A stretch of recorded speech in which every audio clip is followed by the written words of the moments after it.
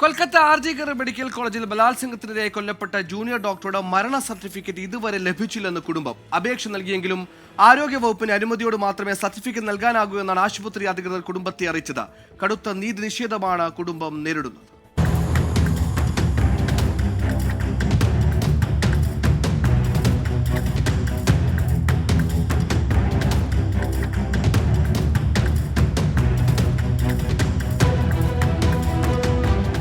കഴിഞ്ഞ വർഷം ഓഗസ്റ്റ് 9 രാജ്യത്തെ നടുക്കിയ സംഭവം.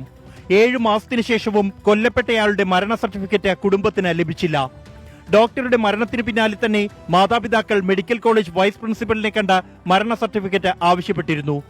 1 മാസം മുമ്പ് വൈസ് പ്രിൻസിപ്പലിന് രേഖാമൂലം അപേക്ഷ നൽകി. എന്നാൽ പ്രാദേശിക ഭരണകൂടത്തിൽ നിന്നും സർട്ടിഫിക്കറ്റ് വാങ്ങാനാണ് ആശുപത്രി അധികൃതർ നിർദ്ദേശിച്ചത്.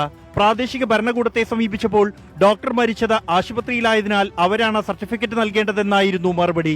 വീണ്ടും മരണ സർട്ടിഫിക്കറ്റിനായി ആശുപത്രി അധികൃതരെ ബന്ധപ്പെട്ടപ്പോൾ സർട്ടിഫിക്കറ്റ് നൽകാൻ ആരോഗ്യവകുപ്പിന്റെ പ്രത്യേക അനുമതി വേണമെന്ന മറുപടി. ഡോക്ടർ മരിച്ചതുപോലും ആദ്യഘട്ടത്തിൽ മറച്ചുവെച്ച ആശുപത്രി അധികൃതർ എന്തുകൊണ്ടാണ് സർട്ടിഫിക്കറ്റ് നൽകാൻ മടിക്കുന്നത് എന്നറിയില്ലെന്നും ആവശ്യമെങ്കിൽ നടപടി സ്വീകരിക്കുമെന്നും ഡോക്ടറുടെ കുടുംബം പ്രതികരിച്ചു. 24 ഡൽഹി.